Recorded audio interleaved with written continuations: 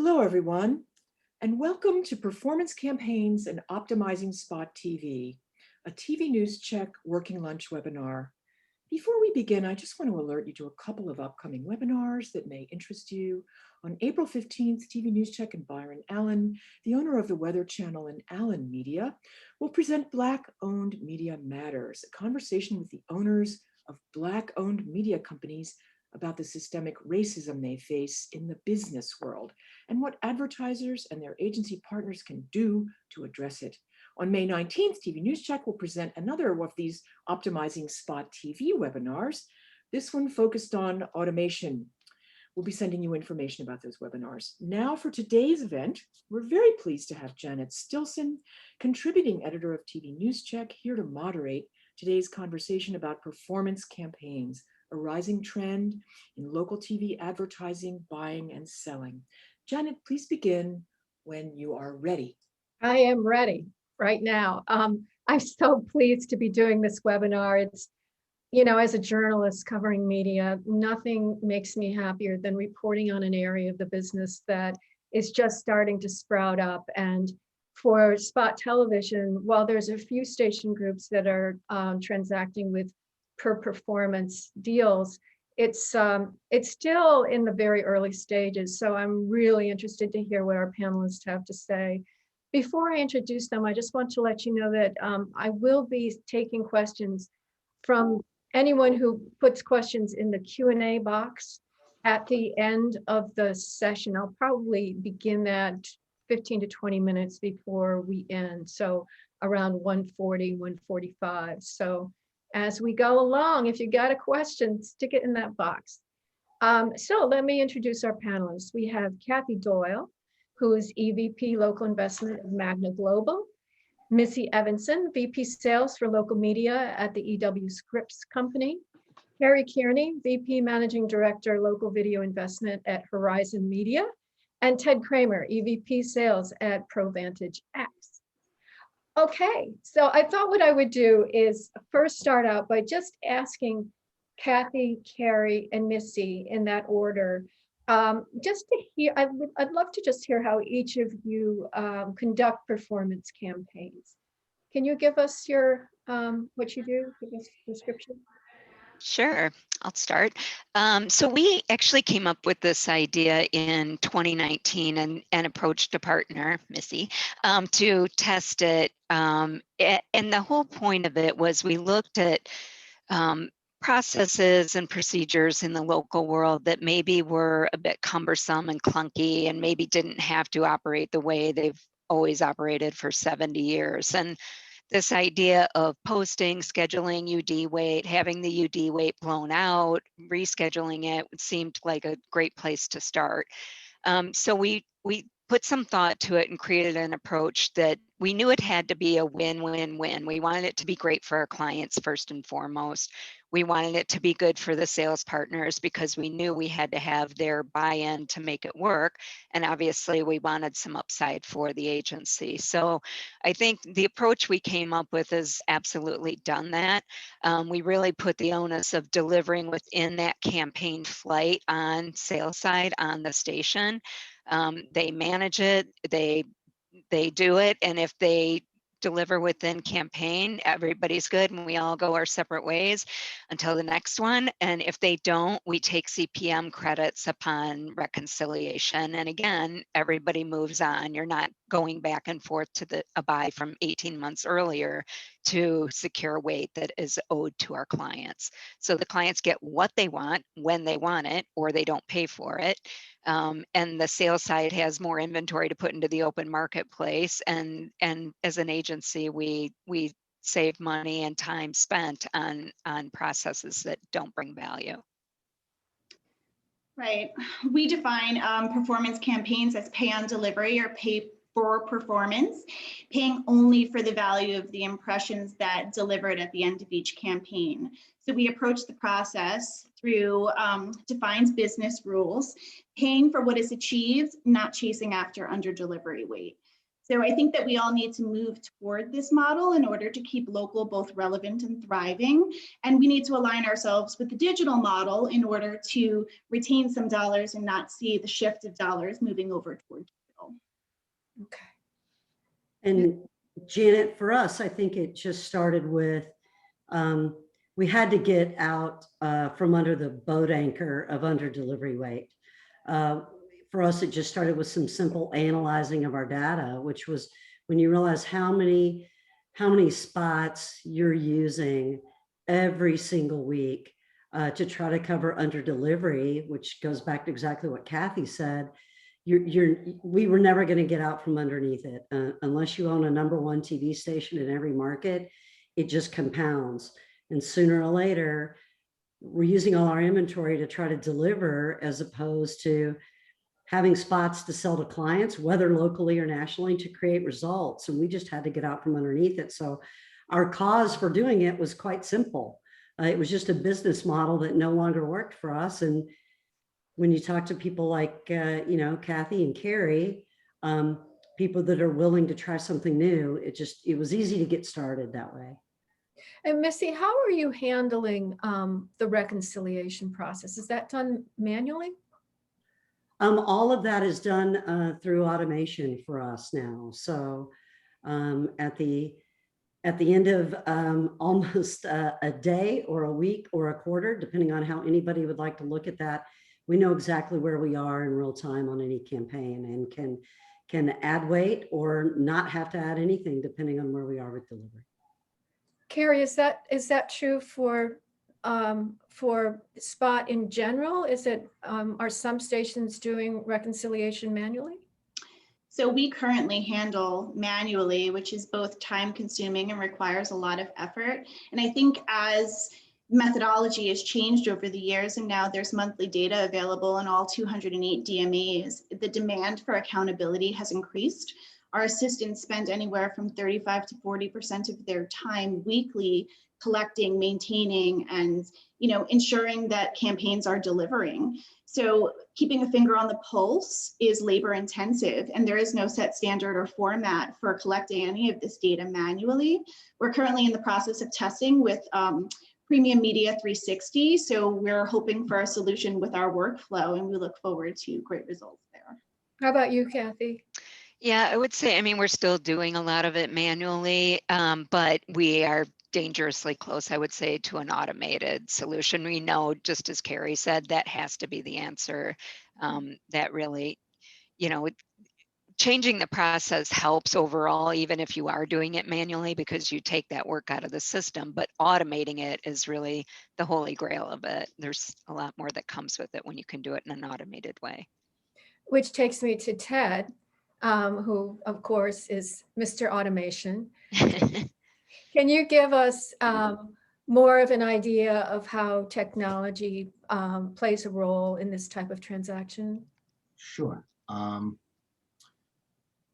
Look, if you think about automating the process, we can just start with the here and now, right? We don't have to talk about what it might be or what it could be, but for right now, we are in agreement with API integration with every ownership group in the country.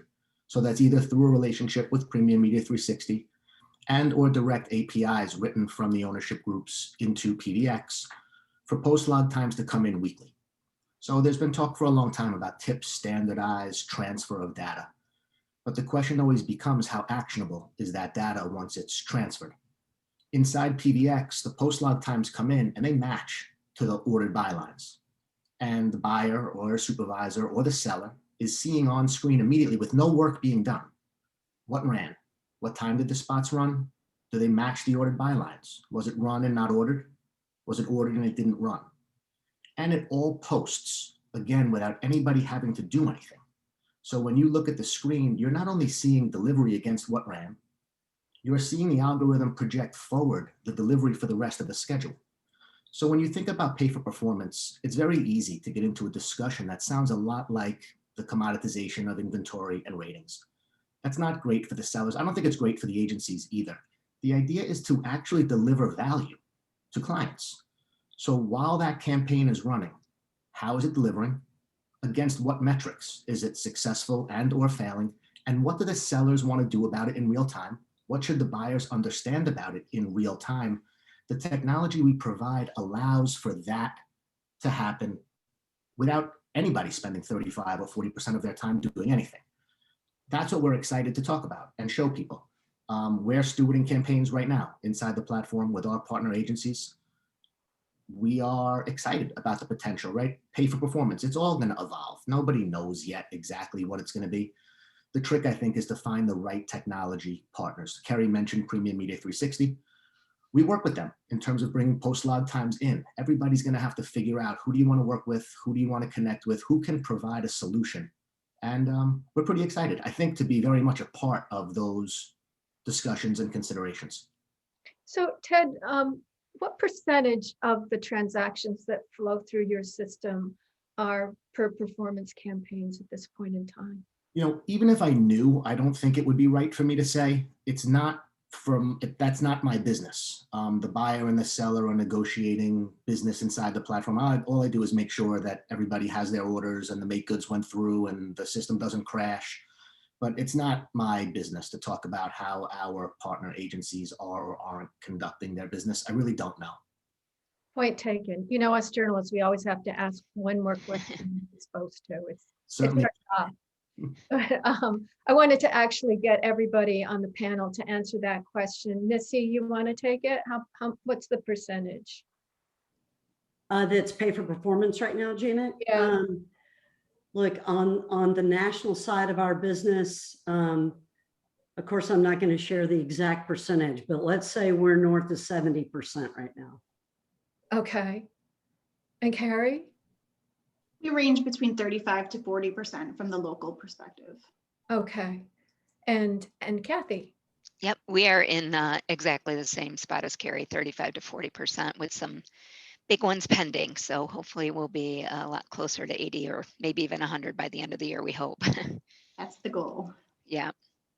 You know, Kathy and Carrie, I also wanted to get some input from you on why station groups are resisting getting into per performance. What are you hearing from them? Kathy, do you want to start? Sure. Yeah, I would say, I mean, truthfully, of the groups we've approached, we've only had one with a definitive no, thank you. And some embrace it and run with it much quicker and faster than others.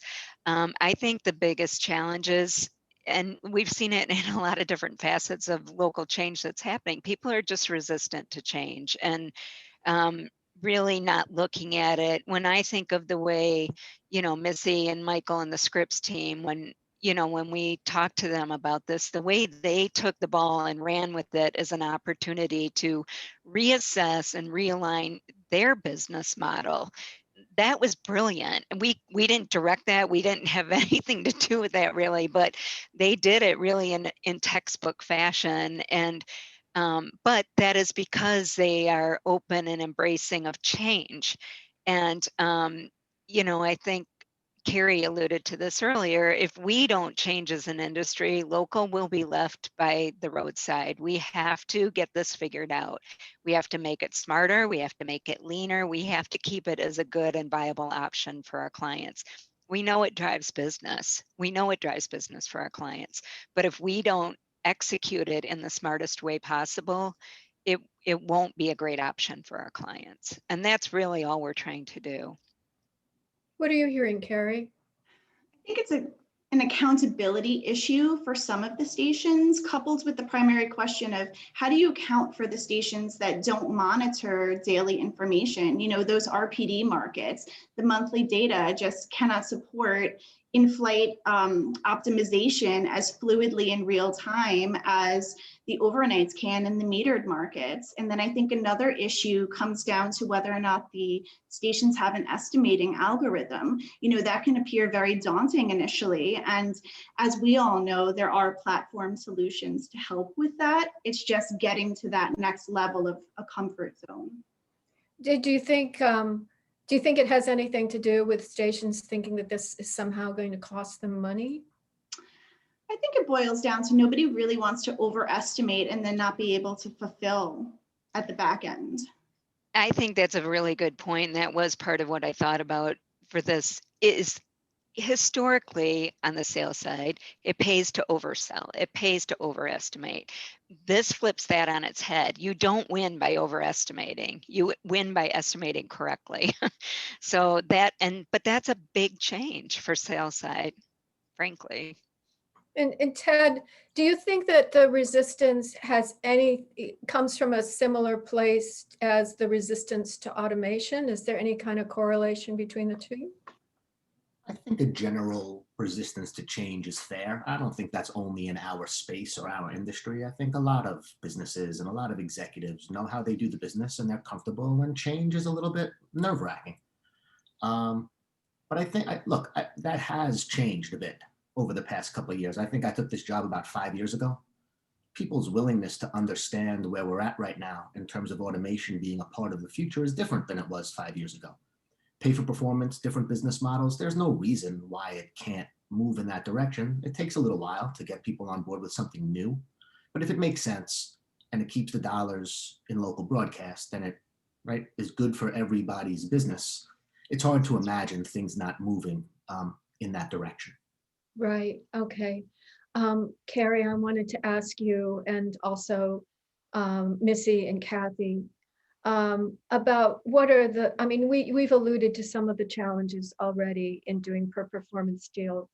Is there anything else that you haven't mentioned already that is a big challenge? I think condensed flights, those clients that come in with the 2 to 3 weeks, present challenges in terms of negotiating delivery without much wiggle room, should a nuance occur. So we work in the spirit of partnership with our stations, and at the end of the day, everybody wants the best possible outcome. So of course, there's going to be exceptions to the rules, and we iron out those details up front with a clear understanding of what to do should a what if occur. And ultimately the goal is not about getting the money back, it's about accountability. So we want to be paying for what we're getting.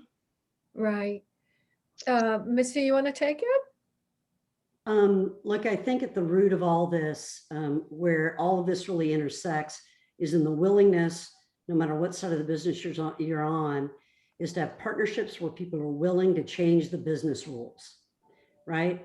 So time is completely wasted if we're all sitting at desks bickering over a 0.1 versus a 0.2. And I don't care if it's ComScore or Nielsen, because we can solve for any currency. And I get that the currencies are the currencies until they're not, right?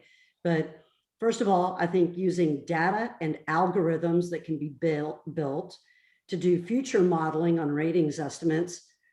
I mean, not to offend anybody, that stuff is just way smarter, I know, than I ever was with a calculator and a pencil doing an old share PUT analysis. I mean, it's 2021. I mean, let the technology work in terms of estimating, right?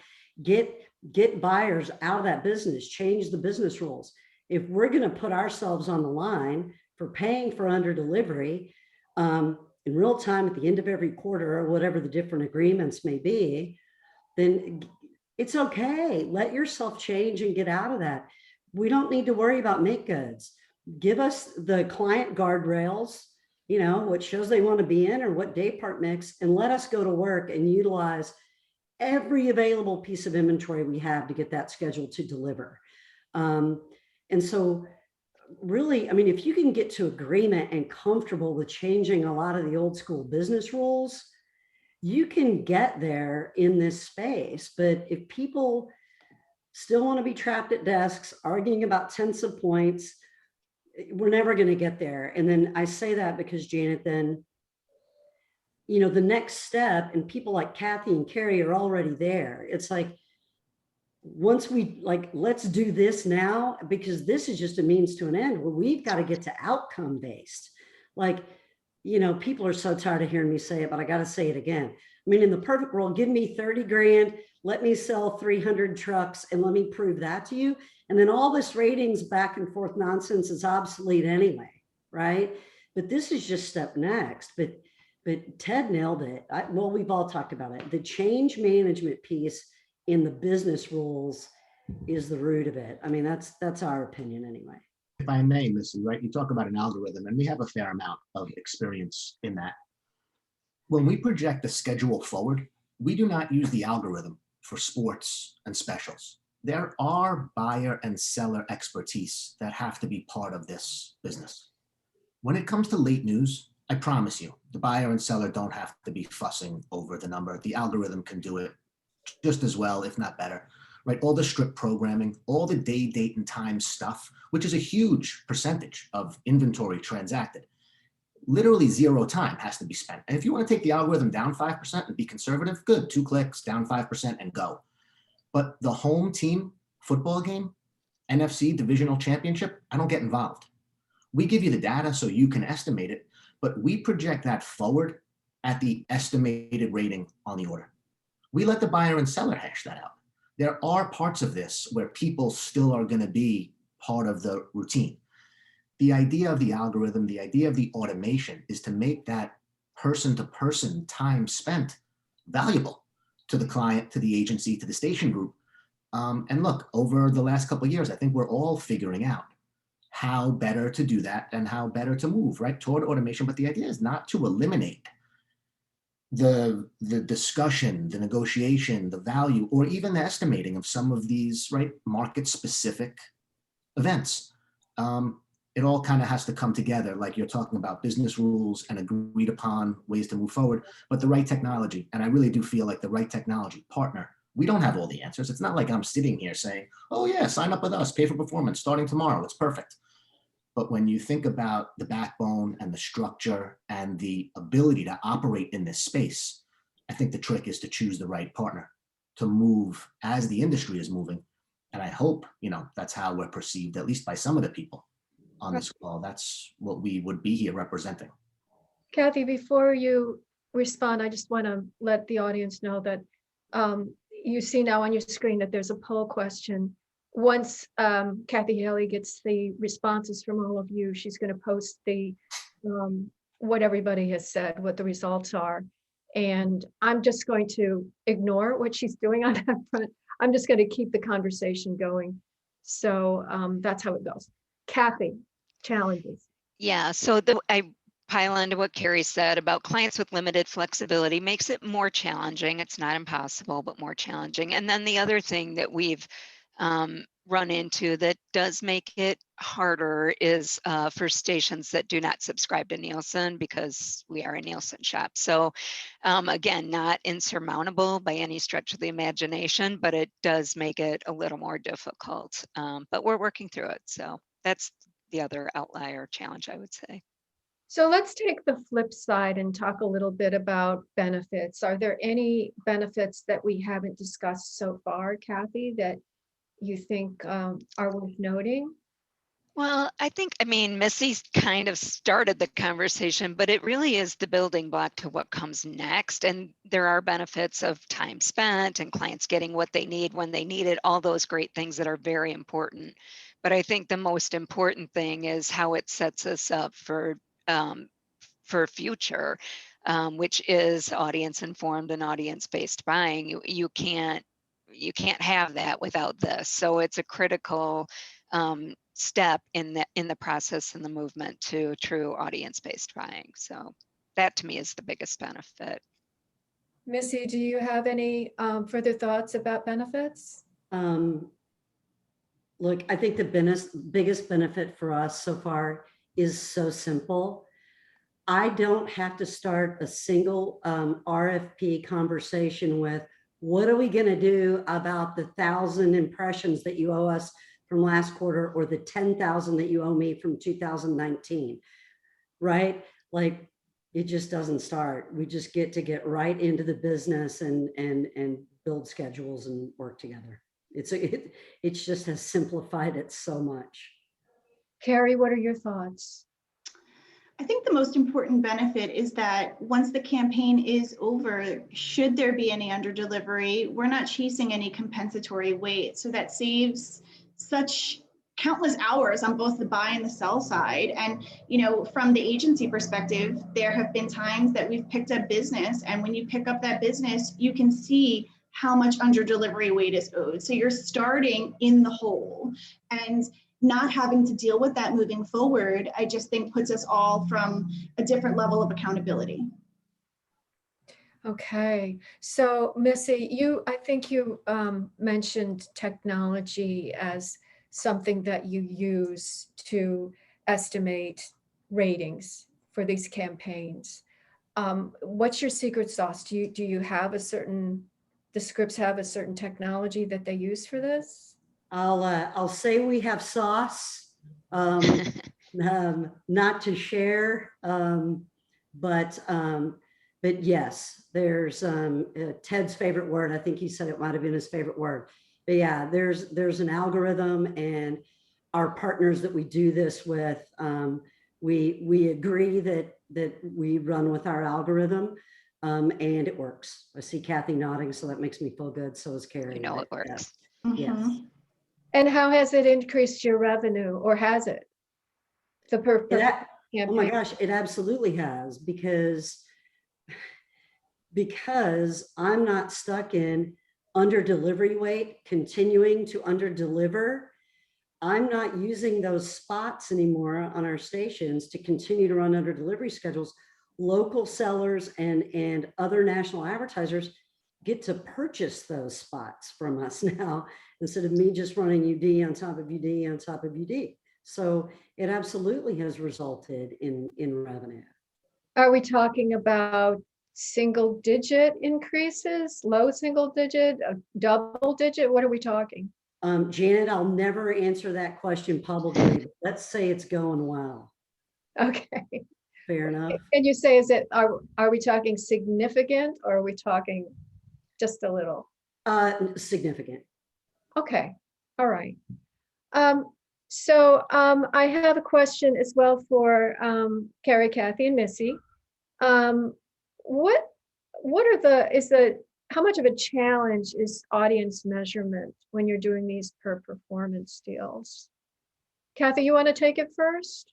Sure. I mean, when we talk about audience measurement, if we're talking about just delivering on age demo, it's not any more of a challenge than it is any other buy scenario. You know what I mean? Nothing really changes with that from that standpoint. And I think for us, in some ways, it's become a little bit easier on the agency side because the onus is on the sell side for a lot of it. So we haven't seen any huge challenge from audience measurement, but as we talk about audience data and audience informed buys, that's still obviously a huge challenge for us. So I guess it depends on if you're just talking age demo or if we're talking more informed audience buying. Carrie, what are your thoughts? I think this goes back to if the markets have daily or monthly info, how that data is sourced, and the duration of the flighting. So the challenge really becomes when the data is not available or when there is not enough time during the flight in order to execute. And Missy, how about from your perspective? I would just agree with both what Kathy and Carrie have said. The shorter the campaign, the more difficulty in everything anybody does. But for us, and this is another industry change, kind of soapbox issue, is that trying to post anymore on day, date, and time and controlling that down to like a micro day, like it just is not going to work. You've got to open up the viewfinder. You've got to get the industry fully moved to impressions, and the solutions have got to be worked to solve on any and every platform as one gigantic audience, no matter what screen you want to be on. That's what we're after. Right. And are your per performance deals all done on impressions? Yes, as of now, but we can solve for ratings or impressions. Okay. So Carrie and Kathy, how often do you have campaigns that are using audience segmentation data along with or instead of Nielsen data, and how is that process going? And of course, I'm talking specifically for per performance. So our systems are currently not capable of pulling in audience segmentation. Audience segmentation, more targeted audiences, attribution, that's high value data. And of course, first party data is hard to come by. We are striving and working towards that, and we will get there one day. But for right now, it's a work in progress. Okay. Kathy? Yeah, I would say, I mean, we've had a handful of clients that we've done it for, but to Carrie's point, we had to do it basically manually, so it's limited to top tier markets when we can apply and report on those high value audience deliveries.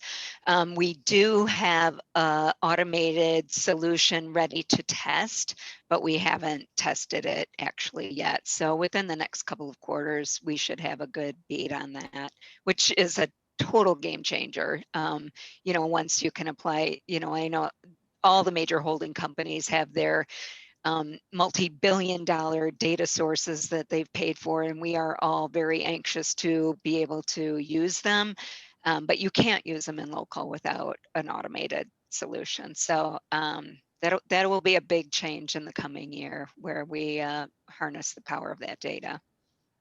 Missy, are you able to use segmentation data as well as, in addition to Nielsen and ComScore, in your deals? I think we're where probably it sounds like Kathy and her clients are. We're in some test phases on some things, and it's really exciting. I think it's really great space. And Ted, can you accommodate audience segmentation data in PBX? The short answer is yes. But again, like goes back, right, 3 years, you start to talk about programmatic and you had 9 people on a panel and everybody thought it meant something different. So this is one of those conversations right now, but I'll explain it like this. We're working with one of the big political shops in DC. And when you think about data and you think about what they do, right, it's very much data driven. And here are the basics, right? In our software, the engine is pretty powerful, right? It looks at all kinds of important information for buyers and sellers, right down to program level, all kinds of decision making. But at the end of the day, all that it's doing is dividing the rate against the rating. So if all things are equal, the one rating for $1,000 is chosen before the one rating for $1,100. Now, if you put rules in and say, I want this show, or I want it at this time, or I don't want it on the weekends, it can follow any of your rules. But at the end of the day, it's looking at a rate and a rating. And it's putting a schedule together that meets all the parameters most efficiently against those rates and ratings. What we're doing is we're taking the Nielsen age, sex, demo information, and we are either multiplying or dividing, right? We're changing that number based on skew information. So if the one rating, if they're looking for Republicans who love guns, and they have a show that does a 1, and it skews really high, we can have the algorithm look at that 1 as a 1.3. We can have the engine look at the other show that does a 1 as a 0.7. So we can skew the delivery towards their data so that schedules are put together, reaching their target audience, right? So you understand the one rating for $1,000 in this schedule is looked at as a 1.3. It becomes more valuable. The delivery is skewed in that direction. So we do not supply the data. I don't know what shows Republicans like and what shows Democrats like. But if you have the data and you want to use that data to skew the results of the engine, that we can do. And those are also things that, in perfect fairness, right, complete transparency, you can't design that one way for Kathy and for Kerry and for the other agency. People have 90,000 different ideas. We design that client specific. So if somebody has data and they know how they want to use it, great, we'll talk to them and we'll design it for them. That is also something that we learned over the past couple of years, is you're not going to come into this space of automation and have an answer from Missy and every other seller and all the agencies just, okay, Ted, that looks great, but you have to, it's more specific than that.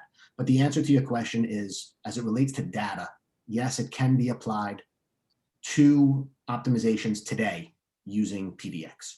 Okay, all right. So, Carrie, I think you had mentioned how the resistance of stations who don't have overnight ratings for obvious reasons. I'm just wondering, at this point in time, are most of the deals being done in the top 28 markets that have overnight ratings? We're not restricted to the metered markets, but as mentioned previously, the optimization is just not as fluid. You know, we must be able to ingest that monthly data in those code reader and the RPD markets. And then again, a quarterly campaign offers us enough flexibility to do so. So Scripps has been great to partner with. I think that they do have the secret sauce with their algorithm, and the estimates produced have been successful from a fulfillment standpoint to our campaigns. And, having trust in the numbers, I think, helps build the confidence. And then it ultimately works as a testament to how beneficial these performance campaigns are for our clients. And everyone is looking for success at the end of the day. Okay, Kathy, can you answer the same question? Yeah, I would say there's no limitation to market size for us. We, from day one, have been doing it under any measurement criteria. So I would just say, to echo Carrie, we get as close as we can in flight with what we know at the time, and then do final reconciliation when we have the actual data. So it's it hasn't been a hindrance really at all. Okay, all right. And Missy, can you talk about how much of the per performance transactions are done on the national versus the local level of spot? Yeah, I think for us right now, it's 95% on the national side for sure. Either the need or the capacity just is not remotely as great on the local side yet. Okay. All right. Well, we have 22 questions. And so I think I'm going to open it up to and look at some of these questions. The first one comes from Scott Brady. And I have to admit, I'm going to be upfront. I don't know entirely what he means by this, but you guys undoubtedly do. He says, for OD, does the same approach as UD work in theory? I'm not sure what OD means. Do you know? Over delivery. Over Over delivery. You delivery. just need to pay more when the station over delivers. Of course. Okay. So when you're doing these per performance campaigns, how does that work? Over delivery. I'll put Kathy and Carrie out of their misery. Thank And you. the answer is no. The answer is no, because the entire game, and we're back to business rules, is to get these algorithms to work within a range that's acceptable depending on the partnership, whether it's plus or minus 5 or plus or minus 3%, so that your ultimate goal is to take over and under both out of the equation and get it right in the sweet spot so nobody feels underpaid or overpaid. That's right. Okay, so in other words, if there's under delivery, you write a check. If there's Yep. over delivery, We say thank you. They say thank you and maybe buy dinner or something, but that's it. okay. It's been known to happen. All right. So an anonymous attendee asks, please discuss how the system works in small non-LPM markets. I'm from a market that is still awaiting a final January book and don't yet have our February book. Aren't those stations operating in the dark and subject to one bad book costing them significant revenue before they can properly react? Any thoughts on that? The one thing I would say, it's not any different than the old buying model. If you get a bad book, you get a bad book, and it's either going to cost you money or it's going to cost you inventory down the line. So that isn't anything different in that particular situation. The other thing is, we do get as close as we can to reconciliation based on estimates or whatever data we have at the time until that final, but it, again, we haven't, Missy has a lot of stations that fall in that category, and we really haven't run into any issues that I can think of. We actually have a better gauge too, because now we have that monthly data. So we're getting information in more readily than we used to historically for just a quarterly book. So again, we're conducting business as usual. And with a quarterly flight, there's still time to salvage. Okay, so hang on one sec. My screen just flipped on me. I think you may have partially answered the next question I wanted to ask you, which is, wait a minute, where did it go now? It flipped up on me, hang on. Okay, I'm gonna get back to it because I can't find it again. Okay, so for stations that no longer subscribe to Nielsen, is the technology able to apply to either ComScore or as well as Nielsen? That's a yes for us. Okay. It's a yes for PBX. I mean, if people want to transact the business on ComScore or Nielsen, we don't have a preference in the matter. But that's really between the buyer and the seller more than it is the software sitting in between. Okay.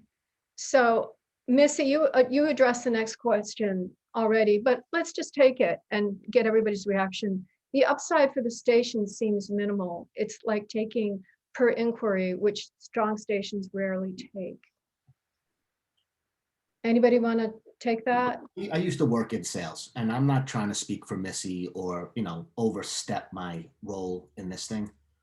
But the truth of the matter is a TV station has a budget to make for the year.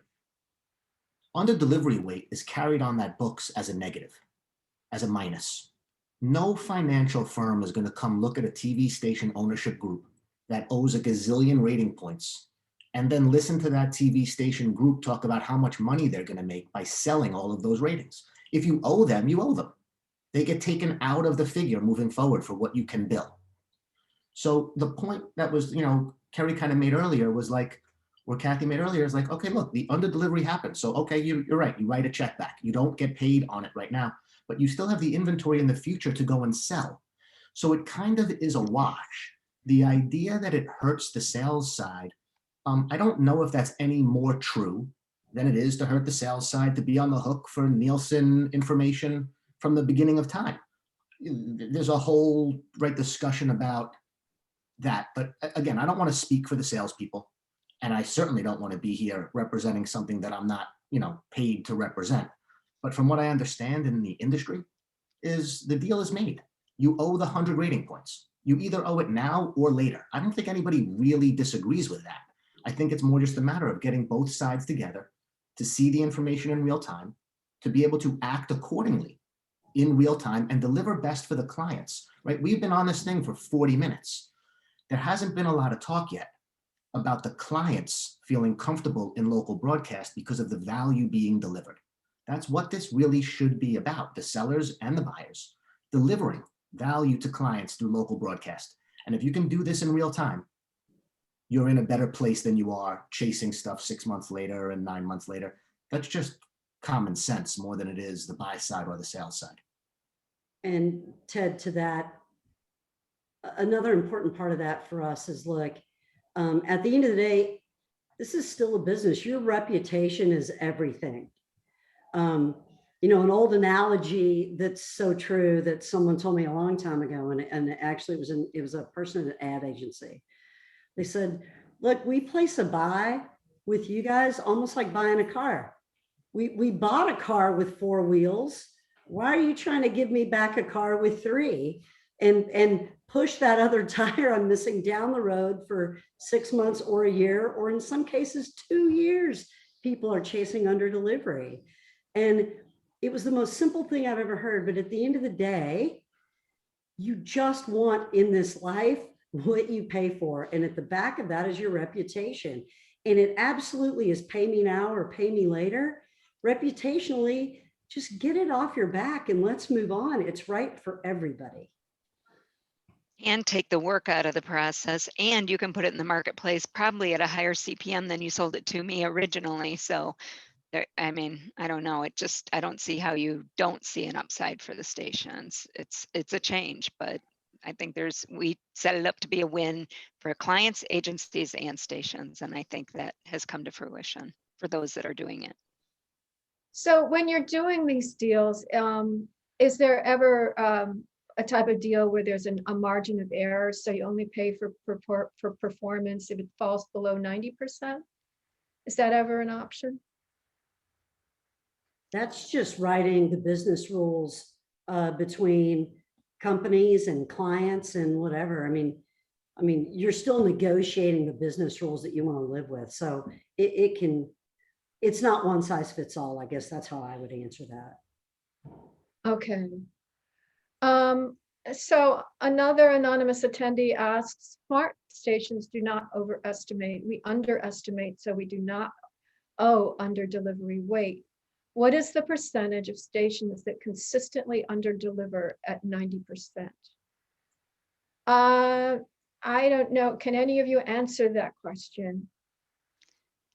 I have no idea. I just know we have a lot of under delivery weight under the old model. And again, it's not always, yes, smart stations try not to overestimate, but then you have all the statistical bounce in a Nielsen or ComScore or whatever you're working with. It doesn't matter how smart you are. If the data is fluctuating like that, you're going to end up sometimes on the upside and sometimes on the downside. So I don't know that there are that many stations out there that nefariously overestimate just to be greedy about it, but it does, it happens both ways, and that's why we like this solution, because it helps manage that or mitigate that when it is done intentionally.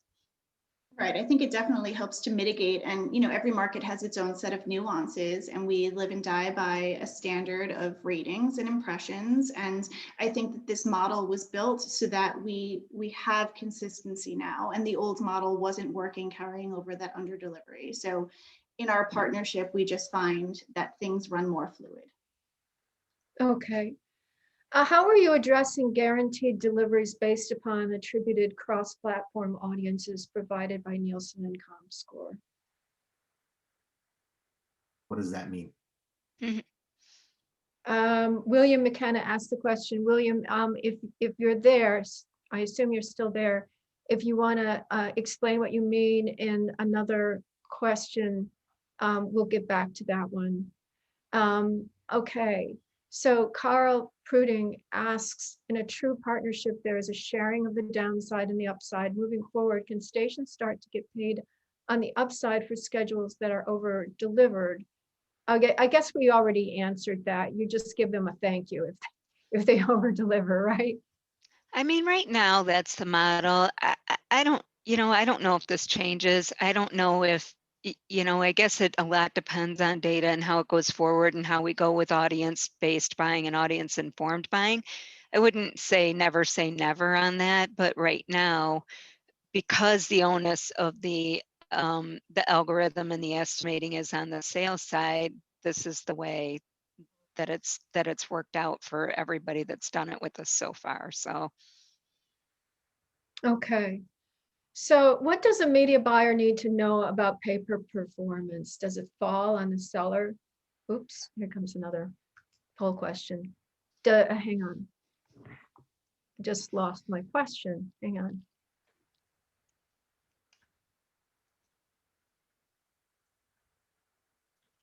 That's weird. I'm trying to find it.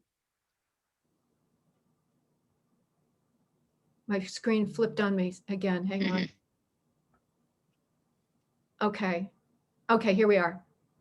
What does a media buyer need to know about pay-per-performance? Does it fall on the seller to optimize, or is there a platform with a dashboard that the buyer would have to access? So we partially answered that in that it's up to the seller to do a lot of the optimization. But from the buy side, do you have a platform with a dashboard that you refer to? For us, we're really close on that kind of a solution, but do we have it today end to end? No. Okay. We're close, but we don't have the concept of complete solution just yet. But it's the art of negotiation. So our deals are made and we farm them down through our buyers and our sellers, and everybody understands the parameters of how this operates. And we work pretty close in partnership, and we'll get there with the automated solution. Okay. We would be able to show you a screen for the buy side where you log in, and I'm not exaggerating, I'm not making it sound better than it is. You log in, you look at your campaign, you go to a tab that says delivery tracking. You click on that tab and it shows you all the times that have run, right? The spots that have matched and not matched. And then you see on the buy side, right? On the sales side, you don't see it by station, unless you're a rep and have 2 stations in the market. But the buyer would see by market, station by station, delivery by day part.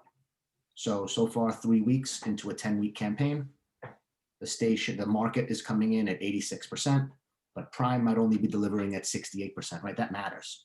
When you think about CPM credits, right? What are you gonna pay? Are you gonna pay the same CPM no matter what delivered or didn't deliver on the campaign? You probably wanna know, right? Did my high profile stuff run? Did it deliver? Or was it Maury Povich that under-delivered? Might not be that big a deal, right? The sales side and the buy side probably want to know that.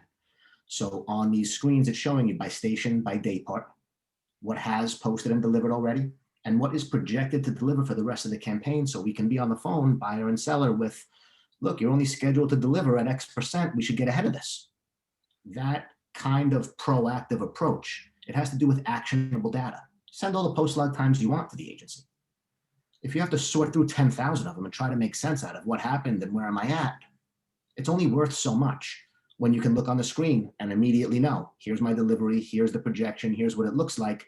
Then you're really in a pay for performance model where clients can be expecting and getting what they paid for, what was promised, because you have a view of it, in real time, the time to adjust. But like everybody said, a week and a half long campaign, it's tougher. Markets that don't have delivery overnight from Nielsen on the demos, tougher, right? There are ways that this becomes harder to do. But if you think about the bigger markets with the data available in real time, you really can take this to a place where the information is shared and there are dashboards and buyer and seller are on the same side and good decisions can be made in real time. Okay. So with a 6-week delay in RPD data, a station, especially non-Nielsen stations, may unintentionally fall short. Does your model entertain a recapture provision in future campaigns? So I think we touched on this earlier too. There's always going to be exceptions to rules, and we understand going in what could happen, and we work in partnership with our stations on a clear plan surrounding the what ifs. We're not going into any sort of a deal to hurt any of our clients or any of our stations. We want the best possible outcome. And I think our business is built on relationships, and it's just finding a way to make it work. And we understand sometimes there may be a nuance that does occur. And maybe we've set up for, hey, should this happen on the next campaign, we're going to set into play X, Y, and Z to accommodate for whatever shortfall may have occurred. We have a question that pertains specifically to impressions.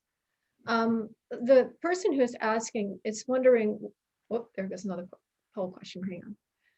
The person who's asking the question is asking whether, Kathy and Carrie, whether you think the ratings model will ever go away.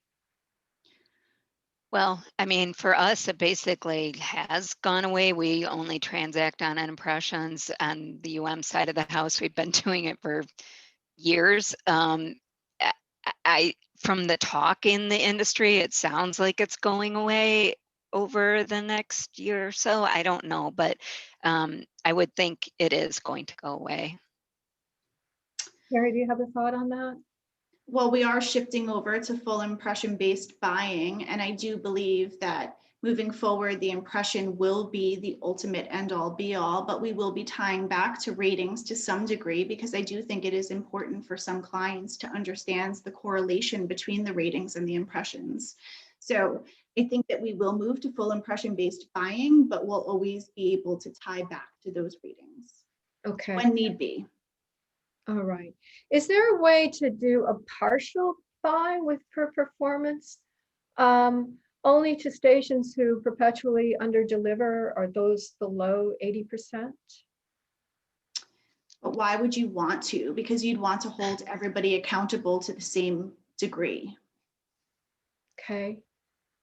Kathy, you look like you have a answer. Yeah, I was trying to think about it. I mean, we do have buys. Obviously, we have partners where we do this and partners where we don't. So any given buy, some of it is on pay for performance and some of it is still on the old model. So we have that mix, but it is it is very much, going into this, it was a little bit of a risk for us as an agency picking partners and trusting them to get this right too, because we did put it in their hands. But so you want partners that deliver. I'd rather not do a pay for performance with, the guys that are always under, because they're going to be the ones that tend to overstate and under deliver. So until we get to 100%, then we do it with everybody. But yeah, I'm with Carrie. I don't I wouldn't classify one way or the other who we pick. We went with partners that that we knew would embrace the change and run with it. And can you do these deals with ComScore data as well as Nielsen? Does it make a difference? It We're a doesn't. Nielsen. Yeah, We're go ahead, agnostic. Missy. We're just, I mean, we do whatever the client needs is. We can work the algorithm either way with whatever currency. Okay. In typical battle between local and national spot for premium inventory, do performance-based campaigns put national at a disadvantage? It sounds like, Missy, the answer is no, right?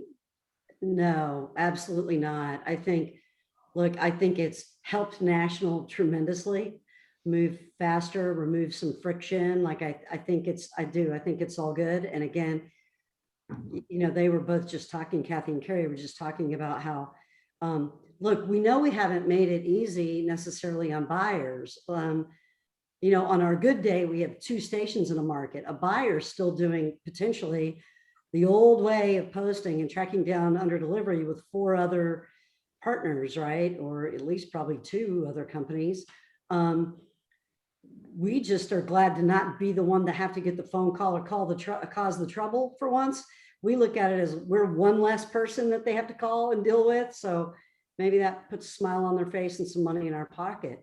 What this has done is provided a lot of opportunity for local sellers that have access to more inventory, because a local AE is not going into the system every day seeing all of our inventory logged up with under delivery spots. So both sides of our house are happier. I really believe that. Okay, so here we have a question from Carl Prudding, who asks, he says, Missy says the idea is to hit the sweet spot. With Nielsen ratings are built on a pile of sand, so hitting the sweet spot is a moving target depending on sample size and a host of other factors that create the ratings. So let's ask the question again. Why can't stations participate on the high side instead of just having to give all the time?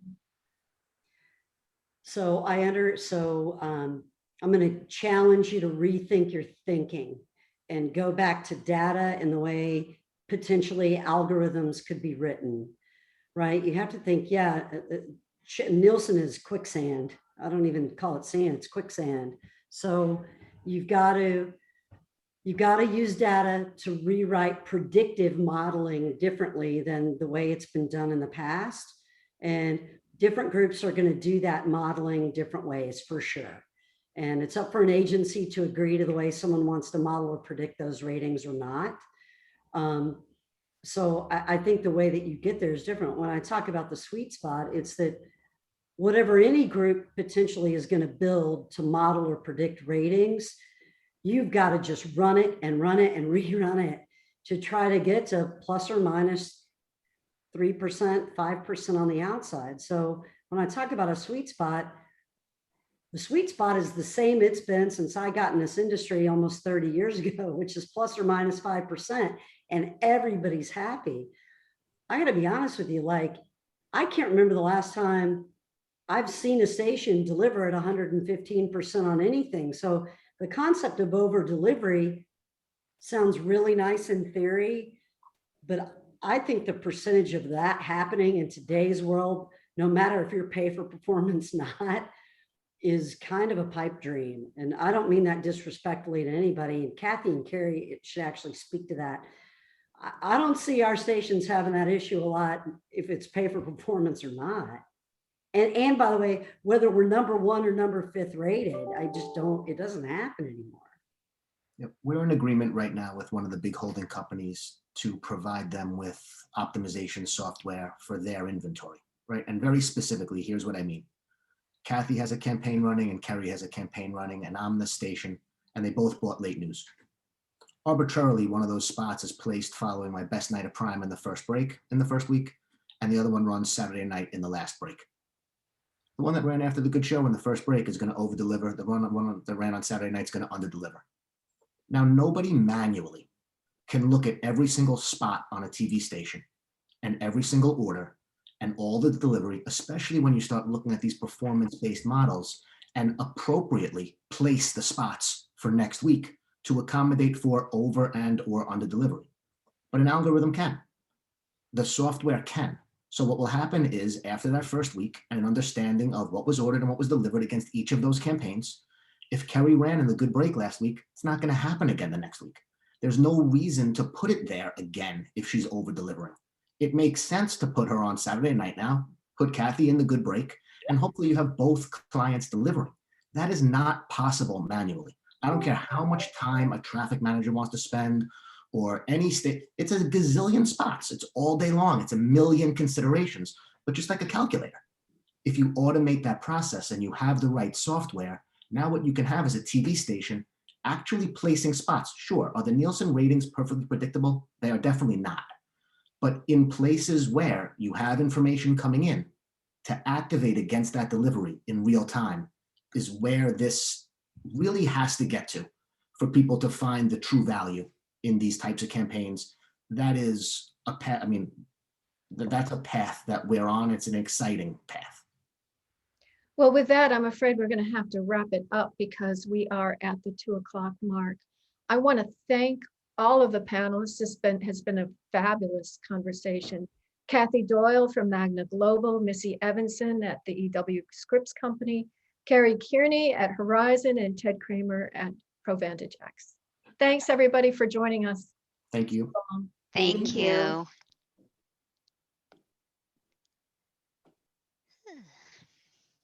Bye, guys.